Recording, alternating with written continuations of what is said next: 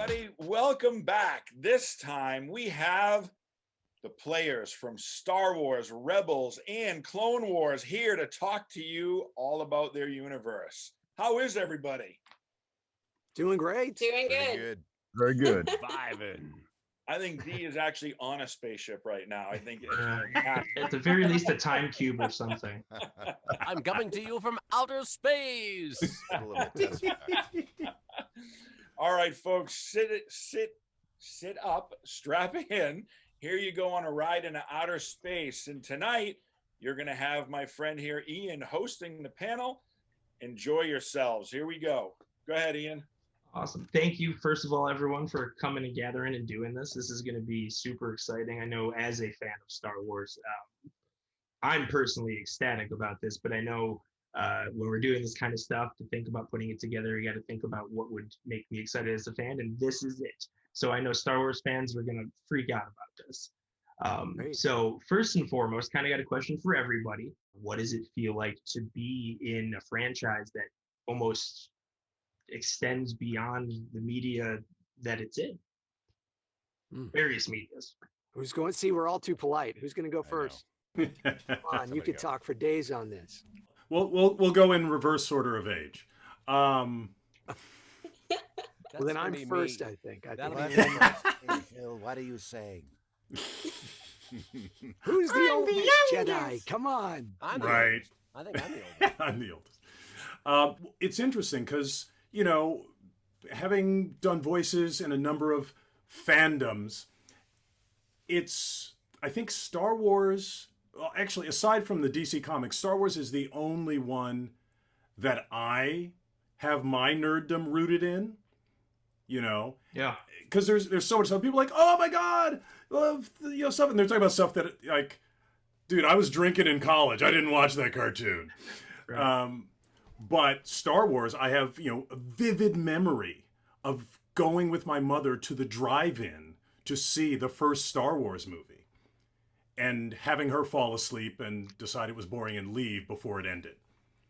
I saw Star Wars for the first time in a drive-in theater as well, Phil. Look at that. And we're the same age, and we're the same, you know, so that, isn't that funny? Who would think of seeing a Star Wars movie in a drive-in, let alone do people even know what drive-ins are anymore? But, yeah. As a 30-something, yes, we are aware. They're these ancient things. No, actually, the pandemic kind of brought them back. It's kind of a thing to do. And actually, funnily enough, Star Wars seems to be one of the movies that is making its way back to the screens at these shows for lack of new material. As it should. You know, for me, for being a part of the Star Wars universe, I was, I guess, I don't know if nervous is the right word, but aware of the extreme passion and also this extreme scrutiny of the characters and the franchise before I really came on board, or I should say, as I was coming on board. But I think what I sort of discovered was the extreme acceptance once you start making Star Wars, and how grateful the Star Wars fandom and the community and our family. And when I say that, I mean, you know, fans and of course us making it as well, how accepting they are and how much of a kind of a family it really feels. And maybe that says, or I'm sorry, maybe that sounds a little cliche, but it really is true. And I think if you're at any of these cons with us and you're getting to interact with people, it's really just a cool family that I've discovered. Oh, absolutely. We, you connect with someone who knows Star Wars and you instantly have something to talk about. And I feel like everybody, mostly everybody, I mean, I was introduced to Star Wars by my uncle, you know, and so it's a cross-generational thing. And now, you know, I was like cousins who are 10, 11, they're getting into Star Wars. And as someone who is a big Star Wars fan, we don't agree on much. So the fact that your guys' show, Clone Wars and Rebels, were probably one of the first things we all agreed upon since Darth Maul. So, you know, it's very exciting to have something that doesn't divide the fan base and brings it together, because you're absolutely right. It can be a fan base of people who are a little divisive, but slightly. That's a very minuscule part of the overall fan base. But it comes from a place of passion. Oh, without question. They care. Yeah. No, absolutely. I don't agree on that whole Darth Maul thing, though. A sore spot for me. That's fair. That is fair. No. Catherine, how about you? I think anyone who gets to be a part of Star Wars has to acknowledge that it's life-changing. I mean, it doesn't go away. You forever have that sort of honor, for better or for worse sometimes. But no, I mean, it changes your life. And with us in the Clone Wars, and I know the Rebel cast as well. We all also just made lifelong friends, so it was life-changing in that way. But yeah, I mean, it's still amazing to me to go to a con or like one of the celebrations. And one of my favorite memories was a group of Padmes wanted to get together and do a photo op, and there's just such passion and love, and you just feel grateful to be a part of it most days. How about you, Steve? Well, my first experience of Star Wars, I am older than you guys, I think. My first experience was in 1977, the first weekend it came out. And I remember going to the theater, waiting in line forever, and going to the theater and just being blown away by the sound. It just vibrated through the body, and nothing else existed like that at the time. It was a whole new technology. Yep. So that kind of set in my little level of nerddom, and I've never been a good nerd. I've never been a good researching nerd, but that's something that really stuck with me and was one of the few things that I was excited about as a apathetic teenager graduating high school. And years later, I got to work on the games, and that was super exciting. I couldn't believe I got to do that, but it wasn't until Rebels that it really set in that I was part of this Star Wars family and was made to feel like a part of the Star Wars family for reals. And then we started doing all the events and stuff, and oh my God, like Kat was saying, life changes when that happens. It's a whole different level of fandom and family. And Dave Filoni, I think, was really instrumental in making us all feel that way. Sure. Oh, absolutely. And I know the fan base feels that way too. I know after the Mandalorian finale, a couple of my friends were like, yeah, Jon Favreau, Dave Filoni, they could call us and be like, we need you to murder somebody right now. Yeah. And they would do it in 2 seconds. And those are literal quotes from people after that came out. And I think it's really cool because I have a lot of friends who got into The Mandalorian who are now asking me stuff like, hey, where do I start with Clone Wars? Where do I start with Rebels? I need to see the larger story. So on top of a whole new generation of, kids learning about the characters through your guys' show, you have people who are like my age and older coming back and, going, I need to watch this stuff because of what's going on in Mandalorian. And so you, like I said, the whole new group of people catching onto the show. So that must be kind of really cool. But lastly, Dee, what's your answer for that first question? Well, I'm 58 and a half years old. And I remember back in the Shire wait, that's another mythology. Come on. I mean, don't cross the streams. No, I can't do that. It's a worldwide mythology that I don't really know what to compare it to. It was kind of when they invented the blockbuster, right? And they didn't really know quite what to do with it yet because it didn't exist, as a giant manufactured money machine, creative money machine, which can be done very well these days, like with the Harry Potter franchise or Lord of the Rings. I mean, it's big, it's expensive, or Marvel, but it's also really, really good. And it's this gigantic financial engine, and that just didn't exist before Star Wars. They just started. There were blockbusters. There was Jaws, and there were other big hits like The Exorcist and all. Not exactly a family movie. Or maybe The Godfather. Yeah. And then the kind of Friday night your family has, I suppose. Yeah. Oh my God, The Exorcist fandom. That would be hilarious. Yeah. We're doing the prequels for the. I love that movie. Oh, good. I love that movie. I actually like all of them. I know he's such a baby. It can be tough raising a teenage daughter. Nice reenactment. But yeah, so it's this train that's been long running, and then has had these kind of creative resets and restarts that are also really big and really interesting, and that just keep the thing rolling. Again, it's like there's others that downstream of it, like Marvel, for instance, that do a beautiful job of it now. But Star Wars just keeps going, and it's just got this this worldwide coverage of people that derive such meaning and connection from it that there's just nothing to compare it to. Oh yeah, absolutely. I was trying to explain this to my friend the other day, and I think he got it. Is Star Wars is so you have the movies, obviously, but I feel like these Star Wars stories can reach beyond the films. You know, I know a lot of people consider the prequels to be less superior to the originals, but as Star Wars stories, those are some of the greatest moments in the mythology. And so you kind of, whereas a lot of people feel the new trilogy are very great, well-made films, but they're not the best Star Wars movies. And so to have something that fits both is very exciting. Again, I was saying we don't agree on much, but you know, a lot of you, you know, all of you have played. You know, you're all playing characters that were originated in the film. So, Steve, how does it feel to kind of be thrown into the, hey, you're bringing a brand new character into this universe that no one's ever touched before? Like, you know, maybe mentioned in one of the smaller books, maybe before it came out, maybe, but you know, to be the originator of something in the Star Wars universe, how do you approach that? No pressure at all. Yeah, none. Sure. I didn't know any better. I have no idea what I'm doing most of the time. So we were just trying to do something that fit the image that they had created. But once I found out that he was based on a Ralph McQuarrie design, for me as a fan, I thought, okay, well, we got to do something really special with this. And it really wasn't up to me. We just kind of spitballed a bunch of different dialects and things and tried to make it fit the character as best we could.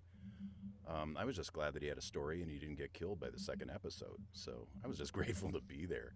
I didn't put that much thought into it, honestly. Well, that's interesting because Anytime, you're the Steve- only one of us here who got to wear a new hat. Yeah. Yeah. Or fur or something. I don't I mean, know. metaphorically His facial, his speaking. hair, you know. Yeah, he was hairless Wookiee. Yeah. You know. Yeah, it No, was. but anytime Steve Blum opens his mouth, it is a new character and experience. Aw. Honestly, yeah. There's such a uniqueness to his voice, and I know he's right in front of me here, but I'm still kissing his butt. It creates something all new. So it was awesomely appropriate that Steve would be doing something like that with a character like that. So I think it's great. Thanks, James. Oh yeah, I know it's definitely Cool. you know the Rebels set has kind of really reached into the hearts of the Star Wars fandom. Even though you know outside of Rebels, it's you know Hera appears in this game and so on. You know they've kind of elevated beyond just the series itself, which is very cool as a fan. You know, we love our characters that aren't introduced in the main mythology, you know, like Harley Quinn over in DC and stuff like that. So it's always really cool to get new stuff that we love because we hate so much of it. That's you know what I mean. It's Yeah. not hate's the wrong word. I love Star Wars to death. That's why I'm talking to all of you right now. But I get it as a fan. We can pick on stuff that you know other you know people who aren't really Star Wars fans go at, like the lack of railing in Imperial facilities. That's a thing. You know, this one's kind of a two-part question, a two-person question. James and Matt, you know, obviously while we just touched on, you know, Steve bringing a new character to life and all of you are adapting versions of previously done characters, you guys have Anakin and Obi-Wan, who are obviously the heart of the prequel trilogies and obviously the heart of so much of Star Wars specifically. How do you know the way you guys approached it, the dynamic? I know a lot of it's in the writing, but a lot of it comes from the performance of you guys being who you are. So how do you approach, you know, something like that, you know, to be the leads of the show, almost not that the show didn't jump around all over the place, but to be so heavily on screen after, you know, Anakin and Obi-Wan are really, like I said, the heart of the original or the prequels. Sorry. Yeah. Well, Anakin, do you want to go first? Or do you want to? Nope, doesn't matter to me. Well, yeah, it is one of those things where the beauty of working with Matt Lanter is that he's very easy to play off of, and we instantly, I think, became like brothers, very, very much like the characters. I mean, it was the first time I worked with Matt, I was actually voicing Plo Koon in an episode. It was one of the first ones, and we were in the studio together, and I remember going, wow, I know why they got this guy, because he's just naturally falling into the character and he's not worried about it.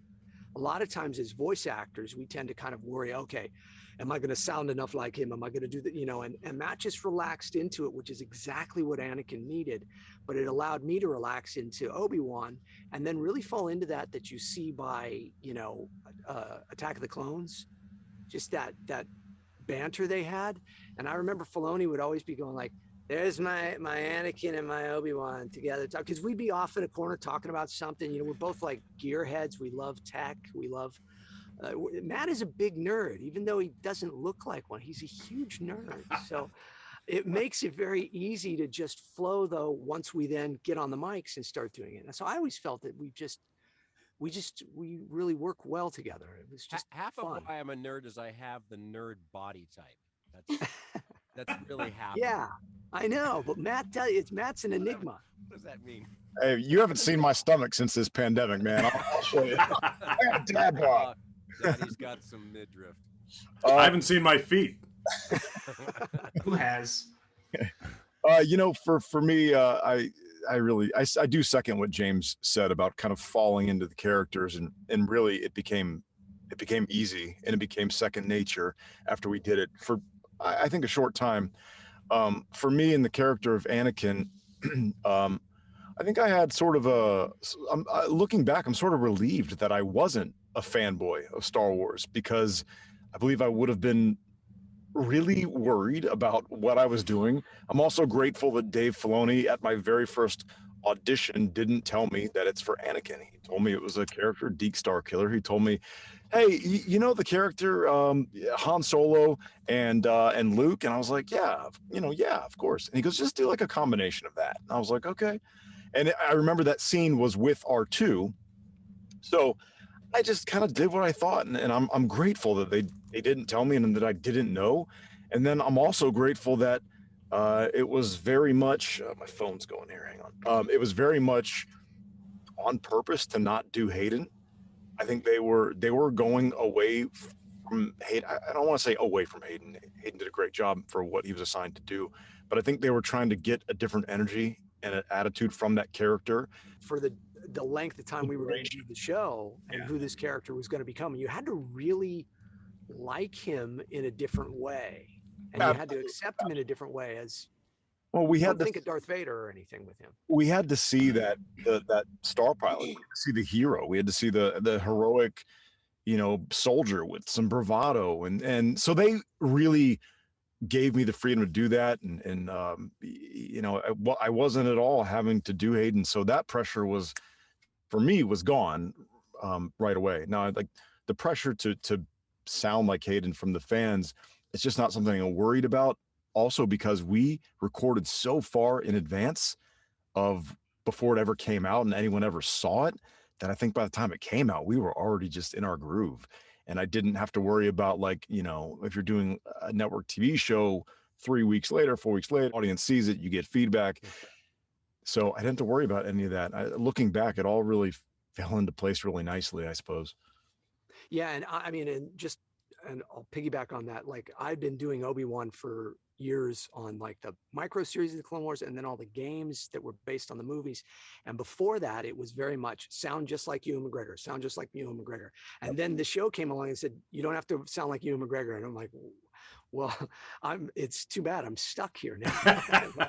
but yeah, so, it was a different pressure for Matt. And I think it really, really helped. No, your Anakin is definitely, you get to see the heroic Anakin that's mentioned in the films, that's touched on. And you see it, briefly, but it seems like in the films, every time he goes to, I'm going to be heroic, he gets something cut off or something bad happens.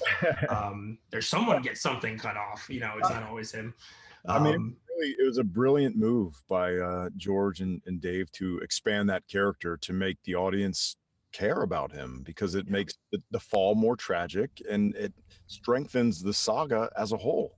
And that's exactly what the Clone Wars is, and Rebels for that. It's just telling new stories that strengthen the saga. Yeah, absolutely. Especially in a period that fans want to see more of. And they did that great with Padme and Anakin as well. Oh, absolutely. In fact, I got a question for Dee next, but I'm going to come back to you, Catherine. I have a question specifically to kind of piggyback off of that. So Dee, you you are the clones. You know, you are so many of the people in the show. In the Not to television mention, series, yes. you have to voice so many different ones, and they all have different personalities. And how is there any way you approach that? Oh, and second question, how many have you voiced? Do you know that? I wouldn't I wouldn't know how many. There's a lot.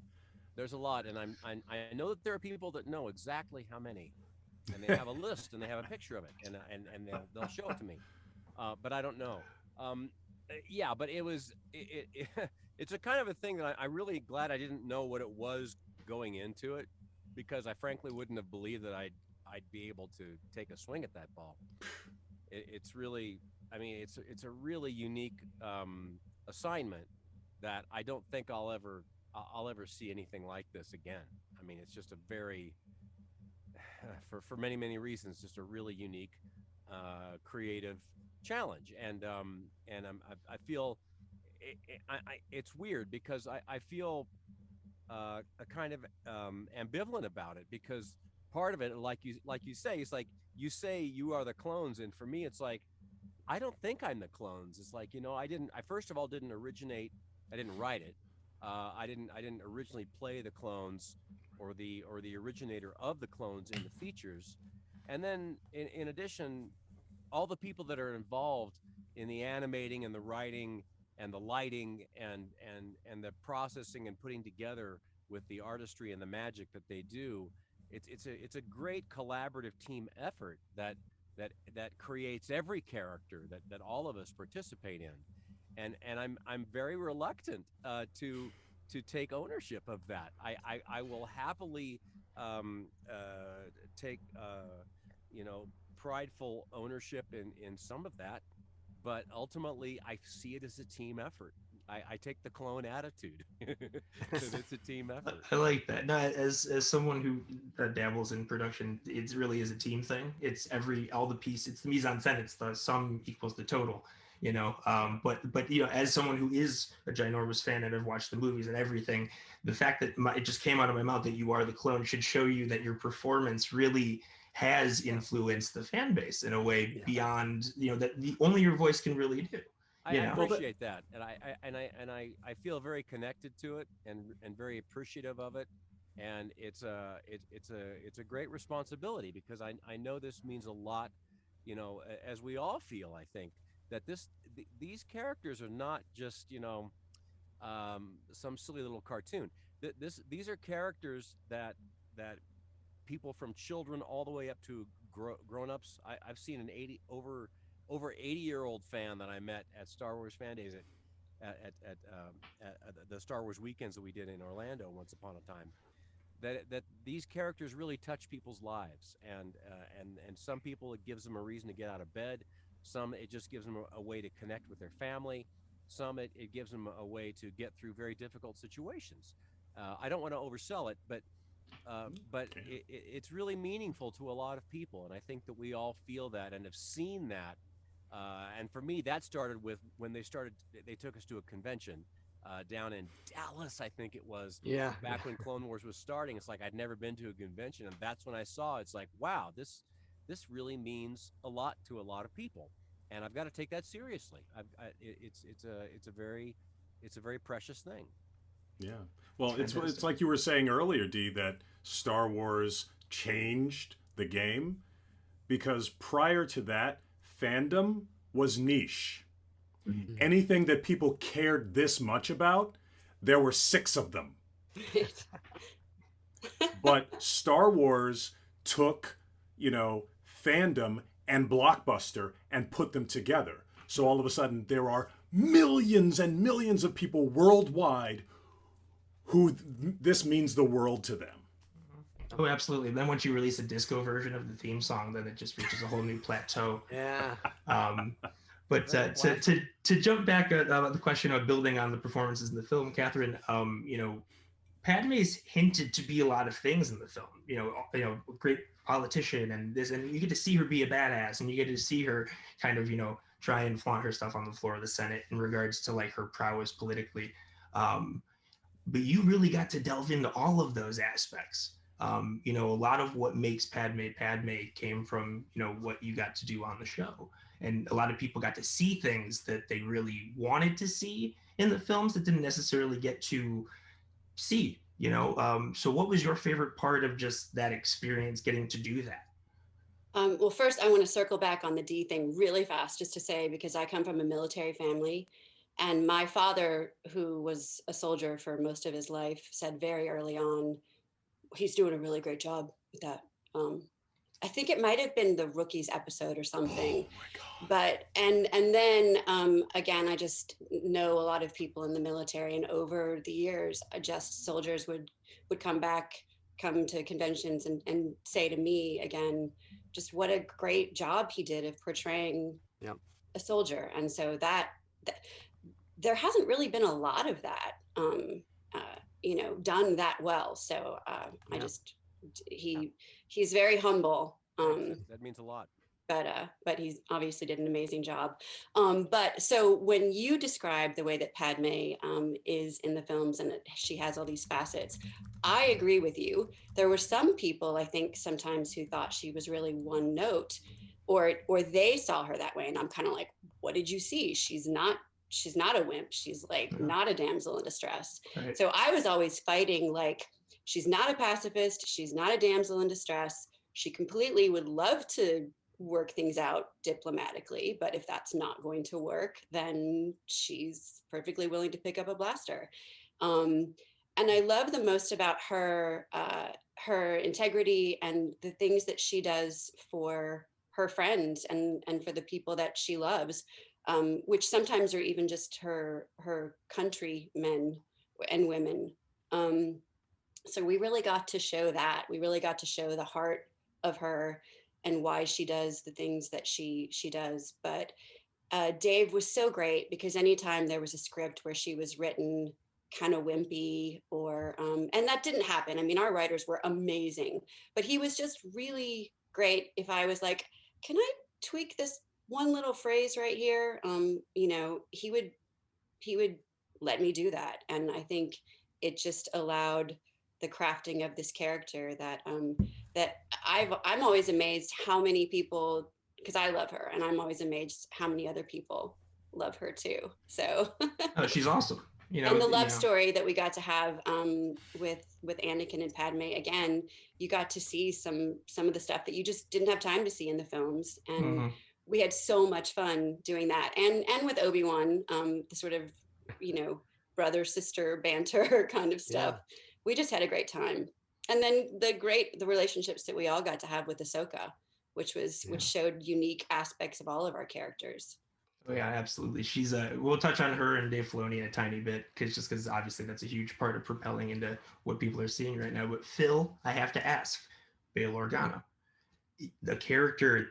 I mean, you know, Jimmy Smits, but this is a character that was heard about and mentioned, seen, you know, heard in books for forever. You know, so to be one of the two people who gets to be that, you know, Princess Leia's adoptive freaking father, you know, it's you know, the first planet in Star Wars that you really see besides Tatooine is the one that gets blown up, and that's his own planet. So, you know, Alderaan being the casualty of the Death Star, you don't get to see him in the originals. And so what's it like to get to, you know, play around in that world and play and bring that character to life as a Star Wars fan?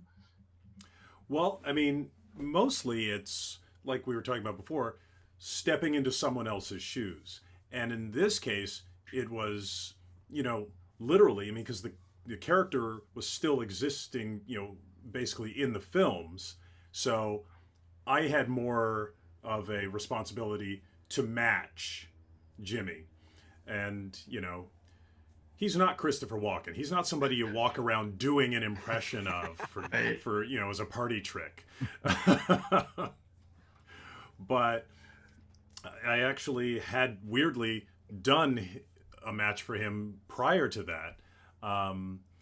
And actually, I did Kit Fisto before I took over for Bail Organa. Yeah. But I mean, yes, Bail Organa was great, because I'm like, oh, it's like you said, even though the character was not that, didn't have that much screen time, he didn't lose a hand, but narratively, he's so much a part of the series. Oh, absolutely. Absolutely. Like from the minute, you see the hologram of Princess Leia, that we're tied to the idea of Senator Organa. So yeah, it was amazing. And then to actually touch on that was going to be my follow-up question on Kit Fisto. That's someone who in the films, you get to peek at, but you don't really get to see much of him. So you kind of got to really, I mean, yes, there is someone who technically played it before, whatever, but how does it feel to get to bring something like that to life? Well, I'm the only one who did the voice, but there was a woman in Tunisia or wherever in the suit. But no, that was a dream come true, dude. I mean, I got to be a Jedi. That's awesome.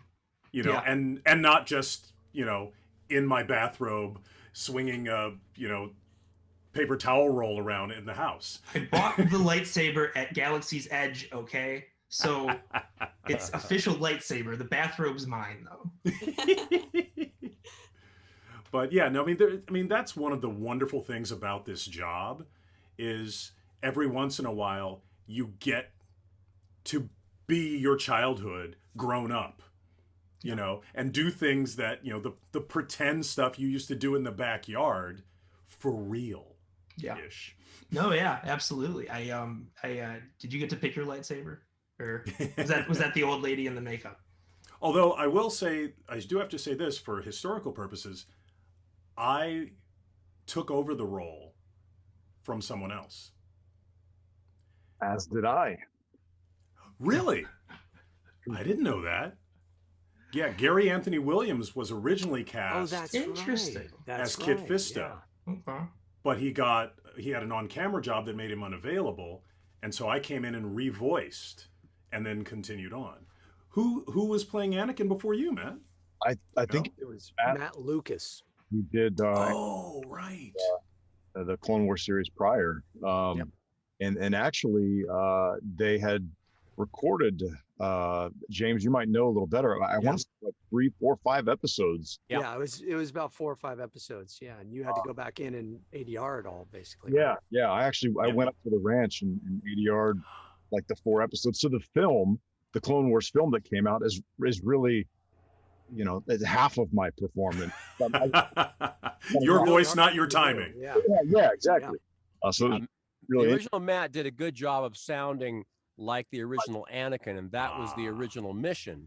But as they put it on its feet and we did it, it's like we've got to change. They've got to change the energy, and it's interesting that that George and both George and Dave were able to go with that they had a flexible mindset, that it wasn't just nope, it's got to be exactly like it was in the movie that we made. And it's like, no, he's actually saying, no, this is a different format. The time constraint of television requires a different energy and a different pace, and these scripts are a little different, and so we need to go in a different direction. And it was the right decision. That's, I think, a confident creative person is able to do that. They're able to not only be flexible with what they've had that works, but also to come up with new big ideas. And sometimes they work, sometimes they're mixed, sometimes they stumble a little bit, but that's what a creative, confident person does. It's not hitting it out of the park every single time. That's not it, actually. Right. Well, and swinging the same way. And right. I mean, and I'm sure Matt Lucas is a great actor, but not every actor is right for every kind of performance. I mean, nobody's going to cast Al Pacino in a 4-camera sitcom. I'm not going to cast him in anything. We're not there yet. You can do it. What do you want? I'm not going to cast him in anything, actually. I have to ask, what was it like doing your first Star Wars gig at the ranch? Yeah. My mind would have exploded. That's cool. I did not know that. Yeah, I mean, I guess again that kind of aloofness to the Star Wars universe really helped me there, because I went and I sat in George's office. They took me up there and introduced me to George. And that's the first time I met George. Is I was in the big house, right? That's what they call it, the main house, the big house, main house. You're in the big house, kid. Big house. The big house. And I walked in, and you know, Dave kind of escorted me in there. I walked in, and George goes, "Oh, Anakin," and and then we talked kind of about how he saw Anakin, and I won't share the details of that conversation because I think it's really special. But we just talked about kind of how we saw this Anakin and kind of where it was going and what they were looking for out of him. And then I spent 2 or 3 days. I stayed at the inn right there on property, and it was a really, really cool, special time that I'll always remember. And it very much felt like it was just kind of Dave and I, and it was sort of like an intensive, you know, like an intro to Star Wars, Star Wars 101, Dave Filoni, and you know, featuring George Lucas. It was really cool. That's very cool. Steve, got a question for you specifically. So we're going to touch back on the Dave Filoni thing in a second with everybody, but you know, you've done so many varying voices in the Star Wars video games throughout the years. Is there anyone that you would love to do, like character-wise, that you've yet to been able to do? If you had to pick one. Probably a little more Jabba. I got to do Jabba once, and several Hutts, but it would have been fun to explore that a little bit more. Several Hutts. Yeah, I did Jabba in Star Wars Detours, which may never see the light of day. You and Kat were both in that. Oh my God. My buddy and I were just talking about that the other day. We were wondering if that was ever going to see the light of day. Someday. I hope so. I say every time, I love it so much. We had a lot of fun. Someone so should much start fun. a campaign to get that scene, you know? Hashtag it really is fun stuff. Detours cut. Save Hashtag the detours. Detours cut. There you go. Detours saved. I'll never forget at Star Wars Celebration, the first one that I got to host, we did a Detours panel, and I was backstage, and George was sitting alone watching the panel with Seth Green and everybody on stage doing it. And George was back there watching on a monitor with his hands up, with a big smile on his face as they were showing all the scenes. He was so proud of that, and I think he really loved it. So I think it'd be wonderful if they actually got to show that somewhere someday. People have, again, sort of preconceived notions about what it is, and it's really smart and different and funny and just very Star Wars. Yeah. Well, I think Star Wars needs to be able to poke a little bit more fun at itself. I think that's one aspect that DC's kind of starting to pick up on, is we're going to kind of poke fun at ourselves, even though we love our fan base and our fan base loves us. You know, there is a world where, like I said, I joke around about there being a lack of railing in Empire facilities. That's something you would never see in a Star Wars anything. You know, but fans love, those are the debates they have. Those are the conversations they have when you're a fan of something for so long and you've watched the things over and over again and you've had the same debates.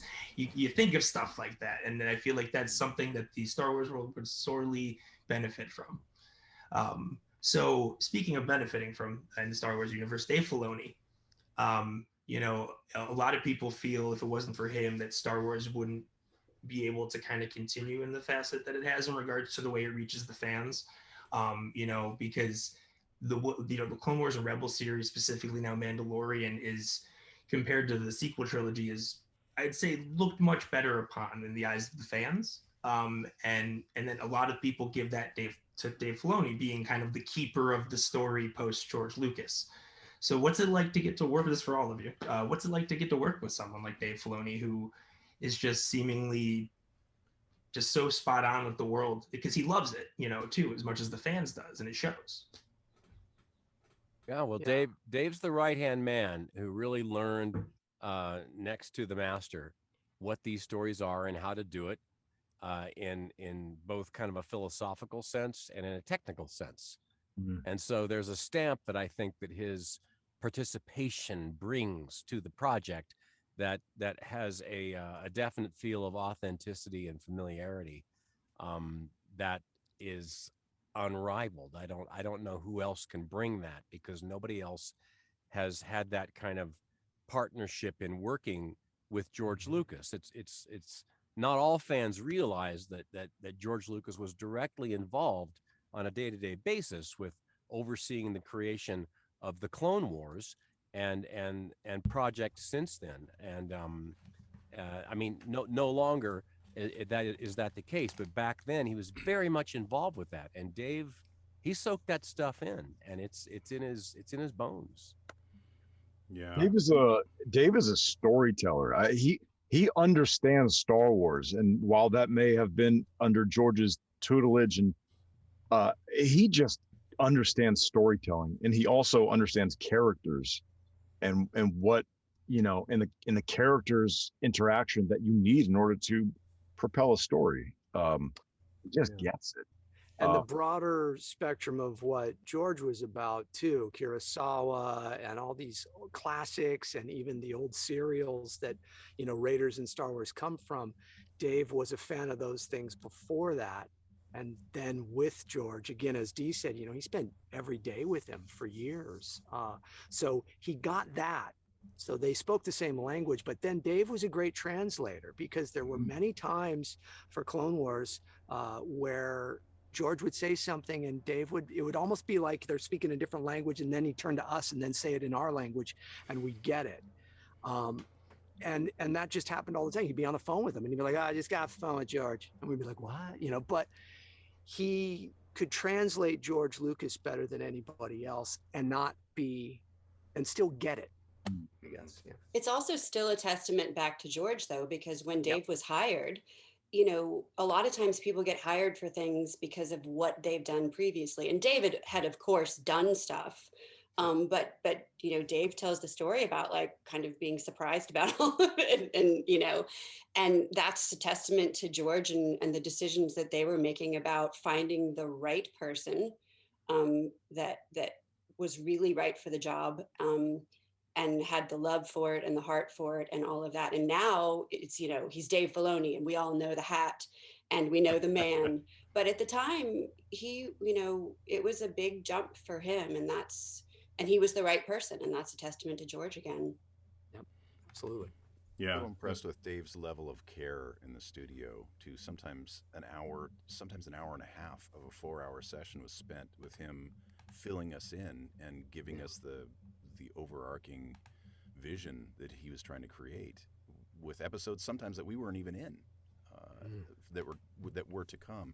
He wanted to make sure that we understood what we were doing, why we were there, and the message that he was trying to convey. And that was so impressive to me, that he would come in and share that with us. And I don't remember any other directors that would really take that kind of time, that would be able to take that kind of time with us and care. No, this was my first, you know, big animated show, and I was totally spoiled, and I'll still go to jobs and be like, but wait, why am I saying? What's happening here? And people are like, what do you care? I'm like, why am I saying what I'm saying? Yeah. And Steve's right. Dave was so great about taking that time to set up why you were doing what you were doing. And it shows. It shows in the shows. Yeah, I mean, it's interesting because, you know, throughout a career, you have many, many jobs of various kinds. Some great shows with great people, some horrible shows with great people, you know, and it's so rare to find someone, to work for someone like Dave that has so many strong qualities, you know. I mean, as a voice director, he's on par with Andrea Romano in terms of being able to communicate with actors and to get a performance out of you. And he learned from her, by the way, too. Right. Yeah. Oh, that's not a bad mentor. Because Avatar? she was the director of Clone Wars originally. Yeah, for the first 4 or 5 episodes. Original. Are we talking about like the Tartakovsky shorts? Or are we talking about the Clone Wars, the current Clone Wars? She actually was the director. Yeah, and then in the audition process. And she was part of the audition process as well. Yeah. So basically, he's like an Andrea Romano who could also write it and lead the entire production. You know, and draw. Animate, right. Yeah. I mean, because there's a handful of, I mean, whenever you work with a great director, they come to you with fantastic material. They recognize your gift, and they can give you clear direction, but they're also, their eyes are open to see what you have to offer them. You know, Absolutely. and you never feel like you're being puppeted. You Yep. feel like you're walking hand in hand and going in the same place, you know? And Dave has that a bit. And also, that's the other thing. It's like, can you imagine someone shepherding like $1 billion franchise who is so nice? You know, you never hear stories about that. Yeah, You know? it's very true. I mean, Draws you hear pictures. about interesting stuff, you know, like big donations and things, and actually, generally across the board, every voice actor that I've met so far has been nothing but, not to, you know, pigeonhole you guys at all. You're all multifaceted and multi-talented, but you guys have all been the nicest people, a group of people I've ever met. We'll have to Legitimately change that here. across the board. I'm not gonna lie. We You can be know. high maintenance. Get used to It needs to come to that. I mean, you know, I have been requested a bowl of mauve M&Ms, but I don't think he was serious because he didn't bring it up the next day. Mom. You know, yeah. How do you? They're apparently on the wall at the M&M store in Vegas. They're one of those rainbow of colors. They're next to silver. I've been told. I haven't checked on this though. Color of That sounds Godzilla. cancer causing. I mean, you know, what's not? But I would want Cancer. Obi-Wan blue. that's fantastic. So, you know, being, you know, as we said earlier, part of a franchise that kind of transcends beyond, you know, the mediums that it's in. What of the other medium, this is again for everybody, what other Star Wars mediums, whether it be, you know, the live action or video games that you guys haven't got to play in yet, that you are just like, I need to play in this world. I need to do this. I've been so blessed to work in all of it. I mean, recently got to do a character on the new game on Squadrons. I was Frisk. It's a Transdoshan and it was fun. And then Galaxy's Edge, Rise of the Resistance, I'm Lieutenant Beck. And all these characters outside of Plo Koon and Obi-Wan, the only thing I haven't been on is Mandalorian. And Matt got to get in the, that doesn't give anything away because it was the first season. Matt, you got killed, didn't you? Did you get killed? Yes. Nice. But I had a name. So at least I had a name. I did. I got to play a New Republic soldier, and Nice. really cool experience, and obviously very different from doing voice work because I got to be on set with Star Wars all around me. I mean, it was awesome. Yeah. I was just a guest there, like a quick guest, and I had the scene where James, yes, I did die and had to be thrown back on the control panel, and they were, when I say they, the set deck and these set design were very upset with me because I broke the control panel, and I said, "Get us a skinnier actor." you know, I said, okay, Annie, I'm really sorry. Annie, what'd you do? I broke the set, but I was like, I'm supposed to throw myself back into here. You know, I'm getting like thrown knives at me, and I'm, you know, and I was like, I'll try to be light, but I have to go back. And he's like, just don't break the control panel. Okay, sorry. So, you know, I might have been a guest of Dave, but no one else cared that I was. No one else. I'm sure script continuity is sitting there like, what do we do now? What do we do now? It's in the next shot. It's in the next shot, guys. Right. I had a scene where Mandalorian came back over, and as I was dying, we exchanged words, and that all got cut. Oh. You know, it's okay. It's all right. It makes sense because in that scene, I kind of said like, you know, you're better than this. And I think as an audience, we already know that about the Mandalorian. We already know he's different, you know, so I don't think they needed me, New Republic soldier #1, to say, you know, you're better than this. Plus, you took his helmet off, which was weird because that wasn't supposed to. Maybe that's why they cut the scene. I don't know. Too soon. You know what though? Star Wars is a fan base where little fans, like little characters like that, can become huge. Personally speaking, Salacious B. Crumb is a favorite of mine.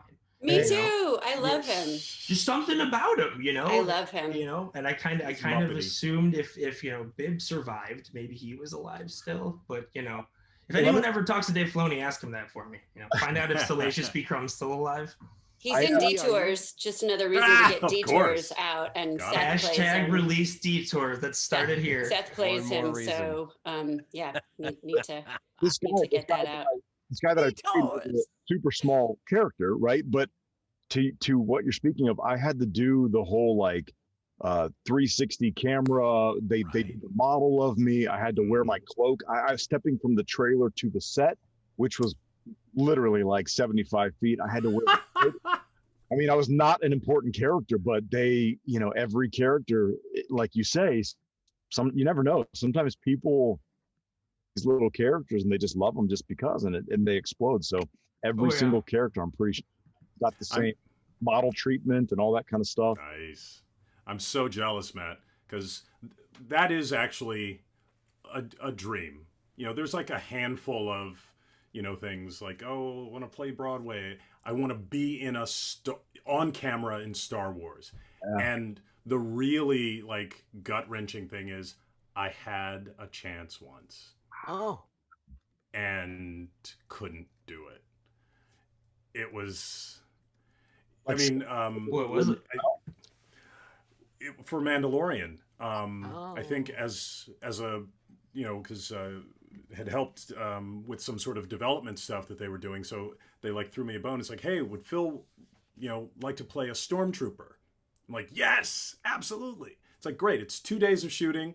One is 23rd and the other is the 30th. I'm like, wait, what? And it turned out the 30th was a day I had booked a recording session for my Goblins project that Steve actually did a voice in. And the day we were recording, Steve, was supposed to be the second day of my Mandalorian shoot. Oh. And I was like, I can't. Okay, I'm producing this thing. I can't not be. I did consider it. I'm like, we would have all forgiven you. Come on, technically, you're the producer. You could have been. You guys, we have to reschedule. There was. I'll zoom in. It's Billy West and Steve Blum and Jennifer Hale. They're great. They're fine. They'll be fine without me. And I'm like, would have been, dude. You should have done it. Seriously, we could have. Oh my God, I didn't know that. But then I was like, okay, you know what? I can't do that day. Can I just do the other day? It's like, I'm a stormtrooper. Put somebody else in the helmet for the second day. And I'm like, no. He's got to be there for both days. I'm like, what? And so I watched the entire series looking for what stormtrooper could possibly have not been replaced. What stormtrooper had 2 days of work?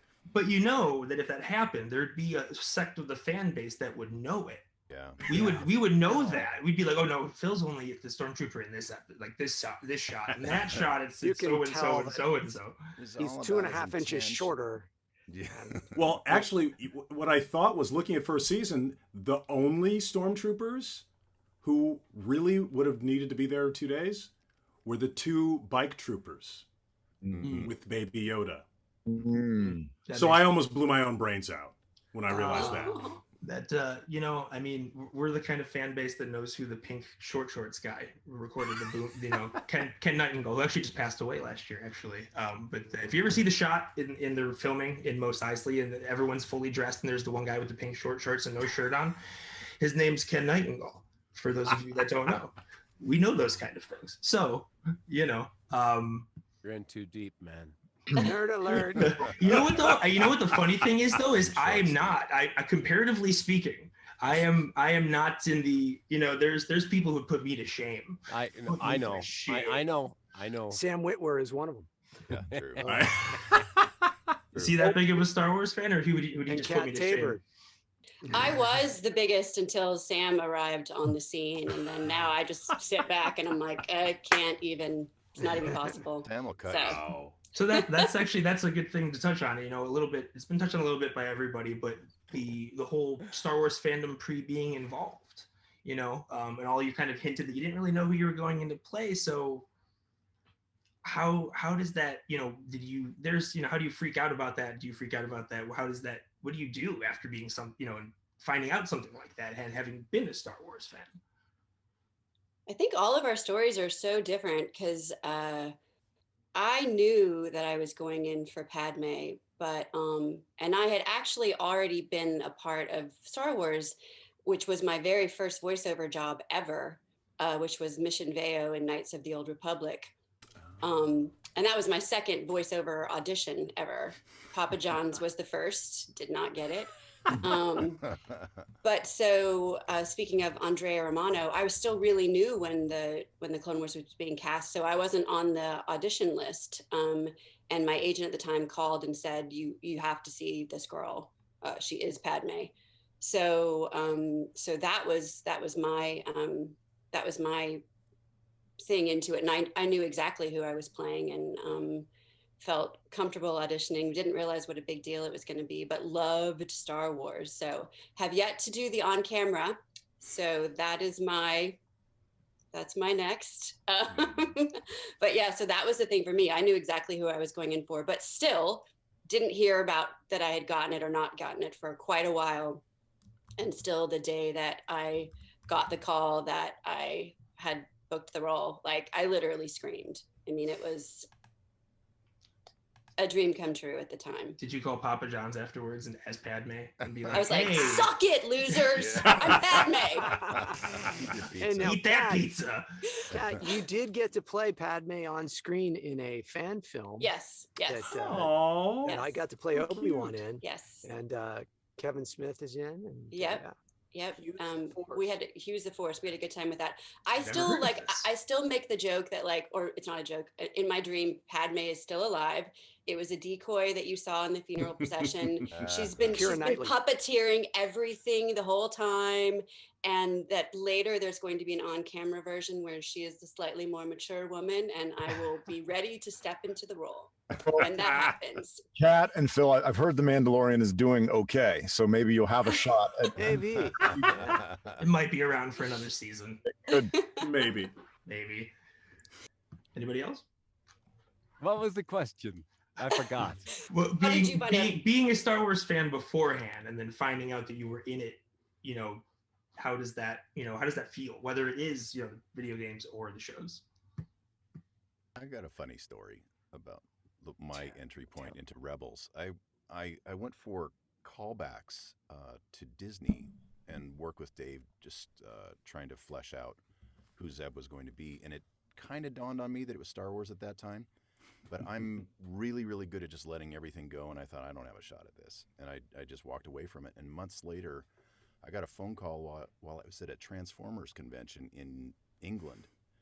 And got the booking there. And my agent just said, "You've got to go to this weird studio, get in a cab, and they'll take you out to some guy's home studio." And she said Star Wars, I guess, at the time, but it didn't register because I was so crazed, and how conventions are. And I get out to this place, and it's like this ma and pa kettle greet me at their front door, the old English couple, and they bring me upstairs in this little sweaty booth, and they put the script down in front of me, and I'm looking at the script, and I see troopers on there. Storm. This is Star Wars. This is Star Wars. And Dave gets on the other end and he goes, "Steve, are you there? We need to start." As I'm freaking out, I'm having a fanboy squeeing moment. Oh no, there goes my camera. Oops, sorry. Wow. so excited. We Yeah, still got that excited. the Bloom voice. It Yeah, we overheated. got The camera overheated. I'll just keep talking. Anyway, it really didn't dawn on me that it was Star Wars until that moment. And we were shooting the shorts for Rebels, and it just got bigger and bigger and bigger. Every time we walked into the studio, I still had that fanboy moment, and that never, ever stopped through that whole series. It was incredible.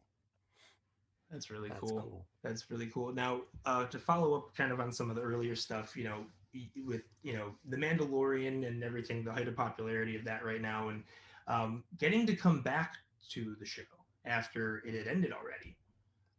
That's not something most people get to do. It's happening more and more nowadays, but to get to come back and really put the final stamp on the story that was trying to be told, what's that like?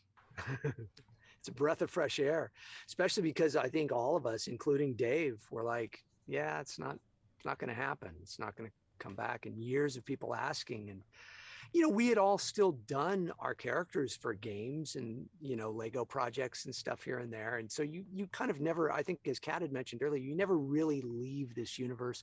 You'll always kind of be doing the voices and here and there. But to finally finish Clone Wars the way that they did was so wonderful. And then you got the Bad Batch coming. I'm sure Dee is excited about that. But I wanted to ask a lot about it, but I wasn't sure if you can really talk about it, so I kind of stayed away from it. But yeah, I can't speak to it specifically. I don't think, mostly because I've seen hardly any of it. We've done a lot of work. What I can tell you is this. I think is that maybe I'll get in huge trouble by saying anything, but that it's beautifully written, it's beautifully directed, and anybody who loves Star Wars, Clone Wars, or Rebels, or the television versions of these stories will be very, very happy with what's coming. It's really, as you would expect. It's great action, it's great interest, and it's in terms of that, but it's also great stories and characters, and there's a humanity to it, and there's humor to it, and there's all the things that you expect and would want in a way that is probably going to look better than anything before it, because that's the way that it's happened since Clone Wars originally came out. Is it started out looking great and better than anything else out there, and just got progressively better and better in a technical and really in an artistic sense as well. Oh yeah, those last couple episodes. That continues with the Bad Batch. Nice. Very exciting. Very exciting. Oh, Jeff has returned. All right, I'm here. Unfortunately, I'm the bearer of bad news. We've come to an end. oh, So I want to just say thank you to all the fans out there watching. Thank you to you guys and ma'am for joining us and giving all of your insight and your answers and everything. We appreciate it. Keep following, hang on. I hope you got some valuable information, and thanks again, guys. Everybody have a great night. All right. Thanks. Thanks. May the force be with you. May the force May the be force with be you. with you always.